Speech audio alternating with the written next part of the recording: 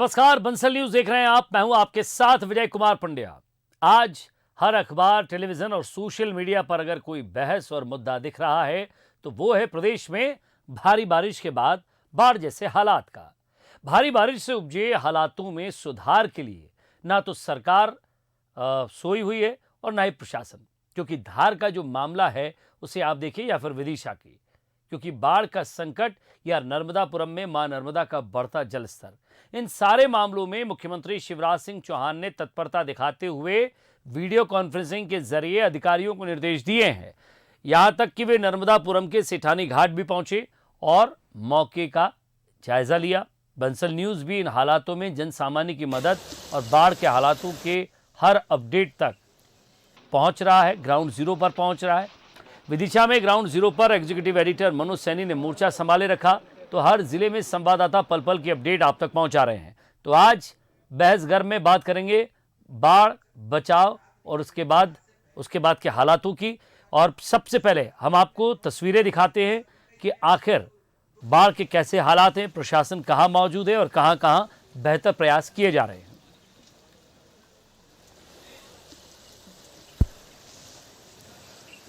विदिशा के कई ऐसे गांव हैं जो कट गए हैं विदिशा मुख्य पेटवा से, लेकिन मैं इस वक्त चरण तीर्थ में हूं और आप देखिए आसपास मैं बोटिंग में हूं। इस समय रेस्क्यू किया जा रहा है लोगों का। कई लोग अभी भी घरों में फंसे हुए। सीधी तस्वीरें इस समय, एक्सक्लूसिव तस्वीरें बंसल न्यूज पर आप देख सकते हैं कि किस तरह लोगों को हम दिखाने का प्रयास भी कर रहे हैं। आप देखिए मंदिर में कुछ लोग फंसे हुए हैं, उनको बुलाया जा रहा है लेकिन वो यहाँ आ नहीं रहे, आने को तैयार नहीं है। सीधी तस्वीरें आप आसपास भी मैं आपको सीधा नजारा दिखाता हूँ। आशीष मेरे साथ है, मेरे सहयोगी। आप देखिए इस तरफ भी यदि राइट की तरफ हम देखते हैं तो काफी घर यहाँ डूब गए हैं बारिश से। और ये कहते हैं कि बेतवा का जब बैकवाटर इधर आता है तो आसपास की जो निचली बस्तियां हैं उसमें पानी आ जाता है। कई घर हैं जो डूबे हुए हैं और लगातार सुबह से ऑपरेशन किया जा रहा है, सुबह 7 बजे से। लेकिन अब ऐसा कहा जा रहा है कि बेतवा का पानी बड़ी तेजी से बढ़ रहा है। यहाँ के जो लोग हैं उनको भोजन के पैकेट दिए जा रहे हैं। आप देखिए मेरे साथ भोजन के पैकेट भी रखे हुए हैं यहाँ। ये देखिएगा इस तरह पैकेट लाए गए हैं लोगों को देने के लिए। मेरे हाथ में पैकेट है और ये जो लोग हैं यहाँ जो प्रभावित हो रहे हैं, आप देखिए जैसे सामने की तरफ मैं आपको दिखाता हूँ तो मंदिर में बहुत सारे लोग फंसे हुए हैं। उनसे कहा जा रहा आने का, लेकिन इंतजार कर रहे हैं। और कई बार यही जो लापरवाही, आप देखिए सामने से लोग अब आते हुए नजर आ रहे हैं। इनको रेस्क्यू करने के लिए यहाँ जो प्रशासन की टीम है वो यहाँ पहुंचे हैं। मुकेश टंडन जी यहाँ के भारतीय जनता पार्टी के वरिष्ठ नेता अध्यक्ष हैं, वो भी यहाँ पहुंचे हुए हैं और लगातार लोगों को लाने का प्रयास किया जा रहा है। आशीष से बात कर लेते हैं। आशीष, मुकेश जी क्या कहेंगे, कब से ये ऑपरेशन चल रहा है? देखिए ये कल रात से एकदम बेतरवती में पानी बढ़ा है और माननीय मुख्यमंत्री जी लगातार मॉनिटरिंग कर रहे हैं। हमारे जिला प्रशासन सजग है और लगभग 150 से ऊपर लोगों को रेस्क्यू करके निकाला जा चुका है। जो लोग फंसे हैं, हमारे यहाँ आस्था और धार्मिक आस्था इतनी है लोगों की, आपने देखा होगा संकीर्तन चल रहा है तो नहीं छोड़ रहा है, मगर 1 घंटे बाद इनको निकालना पड़ेगा अगर पानी का जल स्तर बढ़ता है। इन लोगों को भोजन की व्यवस्था करवा दी है। जिला प्रशासन, हमारे डीएम साहब लगातार लगे हुए हैं, नगर पालिका की पूरी टीम लगी हुई है, हमारे सारे सामाजिक संगठन लगे हुए हैं, लगातार स्थिति पर नजर रखे हुए हैं। और जैसे अगर स्थिति बिगड़ती है तो तत्काल ये जो 2-3-4 परिवार बचे हैं, जैसे आप देख रहे होंगे ये पूरा परिवार है, 8 से 10 लोग, एक मंजिल पूरी इनकी डूब गई है। इनको अभी हमने दिखाना चाहूंगा खिड़की में से। देखिए आप लोग इंतजार कर रहे हैं कि शायद पानी यहाँ तक आ जाए, लेकिन ये भी बड़ा रिस्क होता है। गांव के लोग मानते नहीं है कहना। और आप देखिए भीतर की तरफ लोग बैठे हुए, जिसमें कई महिलाएं पुरुष भी आप देख सकते हैं। पर लोगों को लगता है कि शायद पानी कम हो जाएगा और यहाँ से जाना नहीं पड़ेगा। लोगों को अपनी जान से ज्यादा घर की चिंता है। आप एक डॉग देखिए, एक डॉग बैठा हुआ है अपने आप को बचाने के लिए। ये देखिए गांव, छोटे छोटे बच्चे घरों में हैं और लगातार पानी बढ़ते जा रहा है, लेकिन लोग जाने का नाम नहीं ले रहे हैं। और जो ऑपरेशन करते रहते हैं मेरे साथ वो भी मौजूद हैं। आप ये कब से कर रहे हैं? आप ये आज सुबह से कर रहा हूँ सर। अभी तक कितने लोग?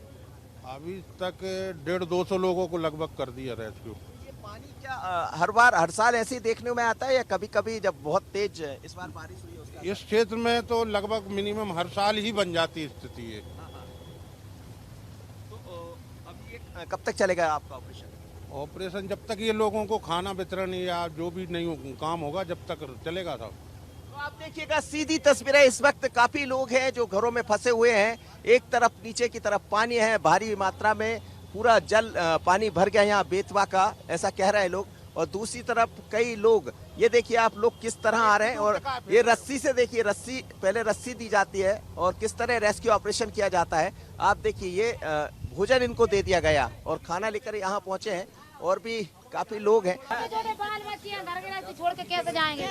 छोटे छोटे बाल बच्चे कहाँ धारे पर आएंगे जब ऊपर का पानी गिर गया तो? और सामान छट्टा भी पड़ा है। फिर वो बेगा फिर हम क्या करेंगे? ऑपरेशन जारी है और लोगों का यही प्रयास है कि शायद किसी तरह पानी कम हो जाएगा और राहत की सांस लेंगे, लेकिन बड़ी मेहनत करना होता है जब इस तरह के ऑपरेशन करना। लेकिन एक राहत भरी बात है कि सूर्य निकलता हुआ दिखाई दे रहा है, तो कम से कम बारिश अभी थमी हुई, और बारिश जब थमी है तो ये कहा जा सकता है यदि बारिश थम गई तो क्या राहत मिल जाएगी? बहुत राहत मिलेगी साहब, बहुत राहत मिलेगी।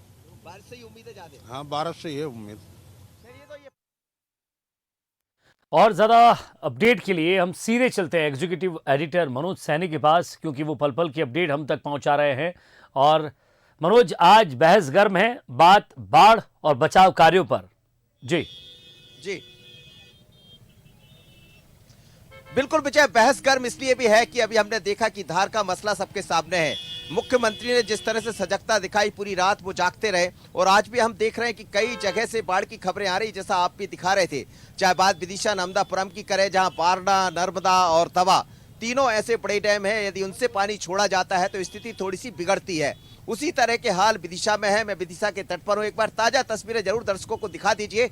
मैं आशीष से दिखाना चाहूंगा। आप देखिएगा कि अभी भी बेतवा का जो जल स्तर है वो बड़ी तेजी से बढ़ रहा है, और जिन क्षेत्रों को मैं दिखा रहा था वहां पर पानी पहुंच चुका है, काफी तादाद में पानी पहुंच गया, और इस वक्त फिर से बारिश के हालात बन गए। बारिश शुरू हो गई है, पर काफी तादाद में लोग यहाँ मेरे साथ मौजूद हैं, इन्हीं से बात कर लेते हैं और समझते हैं। मुकेश टंडन जी है, भारतीय जनता पार्टी के नगर पालिका के यहाँ अध्यक्ष रहे हैं, वरिष्ठ नेता है, और तमाम लोग हैं, उनसे भी हम बात करेंगे और समझेंगे कि आखिर ऐसे हालात क्यों बनते हैं। क्योंकि मौसम तो है, बारिश होती है और निश्चित रूप से कई बार हालात बिगड़ते हैं, पर निचली बस्तियां आखिर क्यों इस तरह की स्थिति में आ जाती है? मुकेश जी, हम देख रहे हैं कि लगातार मुख्यमंत्री जी भी देख रहे हैं, मॉनिटरिंग कर रहे हैं। विदिशा, होशंगाबाद, या फिर हम नर्मदापुरम की बात करें, विदिशा में मैं आपके साथ खड़ा हूँ, रायसेन की बात करें, पर ये स्थितियाँ क्यों अचानक निर्मित होती है? हालांकि ये मानसून का वो है, बारिश तेज होती है तो ये दिखाई देता है, पर निचली बस्तियाँ आखिर कब तक ये सब स्थितियां बनती है, और क्या माना जाए कि स्थितियां संभर जाएगी? ये जो इस बार जो स्थिति बनी है, यह ऊपर हमारे ऊपर रायसेन है 30 किलोमीटर, वहाँ 7 इंची बारिश हुई है, लगभग बादल फटने जैसी स्थिति वहाँ हुई है, और इस कारण से तेज गति से पानी आया। तो हमारे निचली बस्ती के या तट पर रहने वाले जो मंदिर हैं, लोग रहते हैं, यहाँ रामायण जी चल रही है, यहाँ लोग पूजन अर्चना करने वाले हमारे पुजारी रहते हैं, वे समझ ही नहीं पाए, एकदम तेज गति से पानी आया, उसके कारण ये हालत बन गए। दूसरा ये कि जब नदी हमारी पूरी शवाब पे होती है, जब भर के चलती है, तो शहर का पानी भी निकलने में कठिनाई जाती है, क्योंकि वो पानी रुक के निकलता है। अब रायसेन में तेज गति से पानी गिरने के कारण नदी जल्दी भरा गई, फिर विदिशा में 24 घंटे जो बारिश हुई उसके कारण रुक रुक कर पानी निकला, इस कारण ऐसे हालात पैदा हो गए। माननीय मुख्यमंत्री जी बहुत रायसेन विदिशा को बहुत बेहतर तरीके से जानते हैं, क्योंकि वो 5 बार माननीय मुख्यमंत्री जी यहाँ से सांसद भी रहे। एक एक गली गली से वाकिफ हैं, एक नदी किनारे बसने वाले सारे गांवों से वाकिफ हैं, इसलिए वो खुद ही मॉनिटरिंग कर रहे हैं। इसलिए किसी प्रकार की जनहानि, पशु हानि हमारे यहाँ नहीं हुई है। इतनी भारी विपदा होने के बाद भी जिला प्रशासन पूरी तरीके से अलर्ट रहा है, माननीय मुख्यमंत्री जी मॉनिटरिंग करते रहे, इस कारण अभी हालात नियंत्रण में। बारिश हालांकि हो रही है, जल स्तर तेजी से बढ़ रहा है। हमारा विदिशा भोपाल मार्ग भी अब रोड पे पानी आ गया है, तो मुझे लगता है 1 घंटे में वो संपर्क भी टूटने वाला है, मगर उसके बाद भी लोगों को सुरक्षित निकाल लिया। मार्ग है जो विदिशा को इस समय अवरुद्ध कर रहे हैं, क्या ये कहा जाए, जैसा आप कह रहे हैं, एक और नया मार्ग विदिशा और भोपाल का जो मार्ग है वो भी रुक सकता है, जिस तरह से बड़ी तेजी से पानी बढ़ता हुआ नजर आ रहा है? कितने ऐसे मार्ग है जो प्रभावित हुए? देखिए, हमारे यहाँ इसी रोड की अगर हम बात करें तो ये अशोकनगर रोड है वो पूरी तरीके से बंद है अभी। इधर की बात करें तो सागर रोड पर भी पानी है। हमारे ये जो इधर की अहमदपुर की बात करें तो ये भी रोड बंद है। भोपाल रोड भी अभी बंद होने वाला है। ये छोटे छोटे पुल और पुलियाँ हैं, जब तेज गति से पानी आता है और जब धीरे से नदी में निकलता है तो उसके कारण ये अवरुद्ध हो जाते हैं।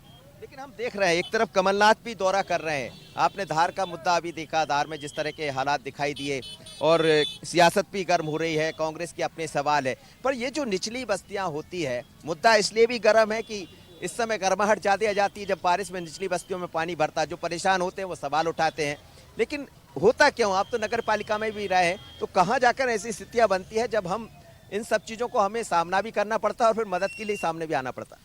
देखिए, एक तो शहरों का विस्तार जिस हिसाब से हो रहा है, कॉलोनियाँ कट रही हैं, लोग मकान बना रहे हैं, मकान बनने के कारण जो फैल के पानी निकलता था वो फेल की जगह एक जगह से निकल रहा है। जैसे अगर हमारे इधर की बात करें तो हमारे इधर जो रंगई पे जहाँ रास्ता बंद होने वाला है वहाँ काफ़ी लोगों ने पड़ाव कर लिया, लोगों ने जो है कॉटन वाल बना ली। उसके कारण जो 1 किलोमीटर एरिया में फैल के पानी निकलता था, अब वो आ गया 50-60 फुट पे। तो स्वाभाविक रूप से जब 50-60 फुट से पानी निकलेगा तो बाकी जगह पीछे भराएगा। ये मुख्य कारण है। बाकी शहर का जहाँ तक सवाल है, जो है शहर की जो गलियाँ हैं, मकान हैं, उसके कारण बड़े बड़े महानगरों में भी ये स्थिति रहती है। और जहाँ तक कमलनाथ जी का सवाल है, कमलनाथ जी को तो कुछ मालूम ही नहीं। कमलनाथ जी तो सिर्फ मौके का इंतजार रहते हैं कि किसी प्रकार की आपदा आए और उस पर राजनीतिक हम रोटियां सेकें। कमलनाथ जी अगर इतने कुशल राजनीतिक होते या चिंतक होते तो उनकी सरकार ही नहीं जाती। वो तो पूरे टाइम जो है इस भरोसे रहते हैं कि भगवान कोई विपत्ता लाए और हम राजनीतिक रेटियों सेकें। इसके अलावा उनके पास कोई धंधा नहीं। बिल्कुल बिल्कुल, आप बने रहिए। विजय, आप देखिए, मैं वही आपसे बात कर रहा था कि मुद्दा कई बार इसलिए भी गर्म हो जाता है कि जो घर बचाए जाते हैं, जिन घरों को बनाया जाता है, समय पर उन पर ध्यान नहीं दिया जाता, या लोग भी इतने, एक तरह से कहा जाए कि लापरवाह तो नहीं कहेंगे हम उनको, लेकिन अपने खुद के काम के प्रति इतना वो हो जाते हैं कि छोटे से घर में भी यदि जगह रुक जाए तो फिर परेशानी ये होती है कि घर अपना बना लेते हैं, नालियां चौक हो जाती है और फिर निचली बस्तियों में पानी भर जाता है। तो हमें लगता है ये भी एक समझने की जरूरत है। और जैसा कमलनाथ पर बात कर रहे हैं मुकेश जी, यदि कांग्रेस के मेहमान आपके साथ जुड़े हो तो जरूर इसका जवाब लीजिएगा, वरना मैं बात करता हूँ। विजय, लगातार उनसे जुड़ेंगे मनोज, उनसे भी बात करेंगे, लेकिन जो स्थानीय रहवासी है जरा उनसे भी पूछिए कि क्या वाकई ऐसे हालात हमेशा बनते हैं, क्या स्थिति होती है और क्या इससे भी अगर बिगड़े हालात देखे हैं तो उस समय कैसी व्यवस्था होती है। बिल्कुल विजय, देखिए हालात तो बिगड़ रहे हैं। अब अचानक बारिश शुरू हो गई है तो मैं भी बारिश के बीच में ही खड़ा हूं। आप देख रहे होंगे इस समय तेज बारिश आना शुरू हो गई, तो हम भी छातों के साथ खड़े हैं यहाँ, और आप समझ रहे होंगे तेज हवाएं चल रही है, पानी का बहाव भी है। क्या जो लोकल आप लोग स्थानीय लोग भी है यहाँ, तो ये स्थितियाँ क्यों बन जाती? क्या अभी भी कई लोग ऐसे हैं जो फंसे हुए और फिर इसका सामना कैसे करते? प्रशासन की मदद से सबकी ये नाव वगैरह से निकाल रहे हैं। भाई साहब ने आज सुबह से बहुत मेहनत की है जी, और उसी के चलते भाई साहब का सहयोग बहुत ज़्यादा है। नहीं, लेकिन कहाँ लापरवाही भी होती है इसमें? नहीं, इसमें हमारे यहाँ तो कोई लापरवाही नहीं होती। बस जैसे ही जानकारी मिलती है पहले से ही जो है निचली बस्तियों के लोगों को शिफ्ट करने लगती है। और हमारे भाई साहब बहुत सक्रिय रहते हैं, टंडन जी, और वो खुद स्वयं नाव से जा जाकर फंसे हुए लोगों को निकाल कर लाते। लेकिन ये जो लोग नीचे मानते नहीं है, कई बार उनको समझाया जाता है कि आप घर से थोड़ा दूर बनाइए, ऊंचे पर घर बनाकर लेके जाइए, लेकिन लोग मानने को तैयार नहीं होते। क्या यही जो स्थितियां होती है जो यहाँ हालात पैदा कर? लोग समझते नहीं है कि पानी ज़्यादा आने पर बाढ़ आ जाएगी, इसके बाद भी लोग वाग है नहीं, निचली बस्ती में पानी घर मकान बना लेते हैं, और ज़्यादा पानी आने पर नदी में बाढ़ आ जाती है और उनके घरों में पानी घुसने लगता है। ऐसी स्थिति बन रही है मतलब, ज्यादा बारिश हो रही है।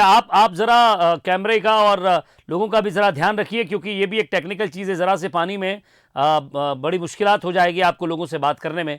मैं जितेंद्र मिश्रा साहब जो कांग्रेस के नेता है वो हमारे साथ जुड़े हुए हैं। जितेंद्र जी, लगातार हम तस्वीरें दिखा रहे हैं, पल पल की अपडेट भी लोगों तक पहुंचा रहे हैं। क्या सिर्फ इसमें आरोप लगाया जा सकता है या कोई इस समय बढ़कर मदद की बात कही जा सकती है? देखिए, आरोप का सवाल नहीं है, निश्चित तौर पर दुखद है। और आज अगर सरकारें समय से पहले सचेत हो जाती तो निश्चित इस तरह की घटनाएं नहीं होती। हमसे जो भरसक प्रयास हो रहा है हम कर रहे हैं। कल कमलनाथ जी ने देखा आपसे कि कारन डैम का दौरा भी किया और वहां पर निर्देशित किया कार्यकर्ताओं को कि जहां जिस चीज की जरूरत हो वहां मदद करने के लिए आगे आए। इसके पहले आपने देखा 529 करोड़ का डैम मंडीदीप में फूटा, वहां भी हमारी एक कमेटी गई, वहां भी राहत के जो हमसे बन सकता था हमने कोशिश की। और खाली आज की बात नहीं, जितेंद्र जी, लेकिन इसमें दिक्कत ये है ना कि बारिश ज्यादा हो रही है। देखिए, सबसे पहली चीज तो ये है कि सरकार को पहले से क्या तैयारियां थी। हम लगातार कहते रहे कि आपके गुणवत्ता कार्यक्रम में दिख नहीं रही है जो कि आपने निर्माण किए हैं, लेकिन हमारी बात को ध्यान नहीं दिया गया। और आज आपने देखा पानी सर से ऊपर हो गया, 529 करोड़ का मंडीदीप में डैम फूट गया।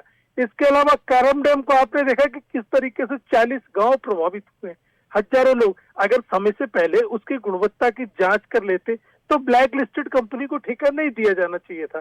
लेकिन चूंकि आज समय गंभीर है और सबको मदद करने की जरूरत है, हम भी अपने कार्यकर्ताओं के साथ लगातार लगे हुए। लेकिन सवाल तो पूछना पड़ेगा कि ऐसा कैसे चलता रहेगा और कब तक चलता रहेगा। पिछली बारिश में आपने देखा भैंसदेही का, हमने आपको दिखाया था, आपने खुद दिखाया था कि बैतूल के पास बैराज फूट गया। तो ये सब चीजें कहीं ना कहीं सरकार को इसकी जिम्मेदारी तो लेना पड़ेगी, क्योंकि आज हालत जो है जितेंद्र मिश्रा वो साहब, बिगड़े हैं। जितेंद्र मिश्रा साहब, सवाल ये है कि लगातार बारिश हो रही है। आप देखिए तवा डैम के गेट तीसरी चौथी बार खोले गए हैं और 19 फीट डैम के गेट खोले गए हैं। बेतवा, केन, नर्मदा, चंबल, शिप्रा, हर नदी उफान पर है। तो सवाल मैं यही पूछ रहा हूं आपसे कि उस समय, ऐसे समय में प्रशासन के साथ दोनों पार्टियों को मिलकर लोगों की मदद करना चाहिए और जैसे ही पानी उतरता है तो बैठकर ग्राम सभा को या शहर के लोगों को, या जो नई नगर निगम बनकर तैयार है, नगर पालिका तैयार है, कि साहब कैसे शहर को अब डेवलप किया जा सकता है, क्या इस पर बात करते हैं या फिर सिर्फ और सिर्फ बयानबाजी करते हैं? निश्चित तौर पर आपका सवाल सही है, ये बयानबाजी का समय नहीं है। हमसे जो बन रहा है हम मदद कर रहे हैं। कोरोना काल में भी मुख्यमंत्री जी का फोन आया कि ऑक्सीजन कम पड़ रही, हमने ऑक्सीजन की उपलब्धता कराई। आपने देखा इनके पास परिवहन के लिए टैंकर नहीं थे, इनके पास भंडारण के लिए टैंक नहीं थे, तो आखिर विपक्ष को दोषी कब तक करार देंगे आप? आपकी तैयारी नहीं थी, आपने देखा नालियों की सफाई नहीं हुई, सड़कों में पानी उफान पर है। आपको अगर पहले से मरम्मत कर लेनी थी तो देखिए ये सारी घटनाएं नहीं होती। जी कहीं ना चलिए, कहीं मनोज जी कुछ भी तो हमारे बारिश साथ का लगातार दौर है। बने हुए हैं। मनोज जी, सीधे तौर पर विपक्ष आरोप लगा रहा है, उनका ये कहना है कि पहले से तैयारियां नहीं थी, कुछ चीज़ें अपडेट नहीं की गई, नालियों की सफाई नहीं की गई। जब पुल के ऊपर से पानी बह रहा है तो आप उसको तो ऊंचा कर नहीं सकते, लेकिन फिर भी विपक्ष के अपने सवाल हैं।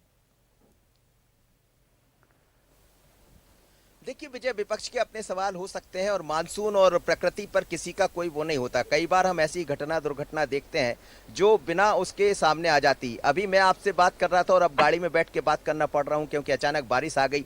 अब इस पर किसी का भरोसा नहीं होता। लेकिन मेरे साथ बीजेपी से मुकेश टंडन जी जुड़े, कांग्रेस का यही कहना है, जितेंद्र मिश्रा जी जुड़े हुए वहां से, उनका आरोप है कि पहले से व्यवस्थाएं नहीं की जाती है और फिर जब आग लगती तब कुआं खोदने की बात होती। देखिए, कांग्रेस का तो इसके अलावा कोई प्रश्न ही नहीं होता। अरे ईश्वरीय प्रकोप है, बारिश की व्यवस्था सरकार करती है और उसकी सारी व्यवस्थाएं भी होती हैं, इसलिए तो नियंत्रण हो जाता है। अब आपदा अगर बनकर बारिश गिरे, 7 इंची बरसात अगर हमारे राजस्थान में हो जाती है तो इसमें ईश्वर के उस पर किसी का कोई कंट्रोल नहीं होता।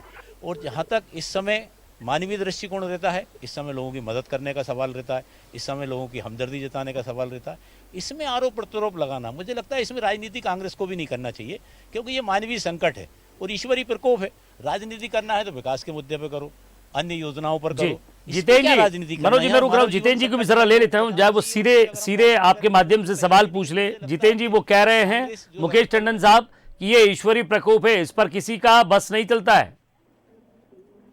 देखिए ईश्वरीय प्रकोप हम भी मानते हैं, लेकिन आप ये बताइए कि आपकी तैयारियां क्या थी?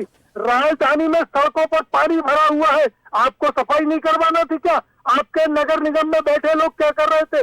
आज ये बताइए, काराम डैम क्या प्राकृतिक आपदा के कारण टूटा है? अरे घटिया निर्माण के कारण तोड़ना पड़ा उसको। आप ये बताइए, मंडीदीप में 529 करोड़ का डैम क्या प्राकृतिक आपदा की वजह से टूटा? घटिया निर्माण के कारण टूटा। मेरा ये कहना है, प्राकृतिक आपदा तो है, लेकिन आपकी तैयारियों को भी कहीं ना कहीं दोषी मानना पड़ेगा। कोरोना काल में भी आप कह रहे थे प्राकृतिक आपदा है, अरे अस्पताल नहीं, नर्सिंग स्टाफ नहीं, वैक्सीन नहीं, कहीं कोई इंतजाम नहीं थे आपके। आप कह रहे थे कांग्रेस विरोध करती है, कांग्रेस ने दूसरी लहर में चेता दिया था कि आने वाली स्थिति भयावह है, आपकी तैयारियां नहीं है, आपके पास वैक्सीन नहीं था, आपके पास ऑक्सीजन नहीं थी, रेमडेसिविर आपने ब्लैक करवा दिया बाजार में। सर मैं बाढ़ की बात कर रहा हूँ, यहाँ की बात हो रही है। सर यही तो दिक्कत है कांग्रेस के साथ। अभी बाढ़ की बात कर रहा हूँ तो आप कोरोना पे चले गए, अभी कोरोना की बात करूंगा तो आप पुल पुलियाओं पे चले जाओगे। मेरा ये कहना है कि खाली प्राकृतिक आपदा को दोषी मान के आप कब तक बचते रहेंगे? चलिए इस सवाल पर दोनों ही पक्षों को विचार करना चाहिए और लगातार जिस तरह से बारिश हो रही है उस पर भी विचार करने की जरूरत है, क्योंकि आने वाले वक्त में जलस्तर और बढ़ेगा तो आगे क्या तैयारियां करनी है, कहां अलर्ट करना है, कहां से लोगों को निकालना है और कैसे उन लोगों को बेहतर सुविधा देनी है, इसमें बजाय विपक्ष सवाल खड़े करने के मदद के लिए आगे आए। तो आज बहस घर में फिलहाल इतना ही। नमस्कार।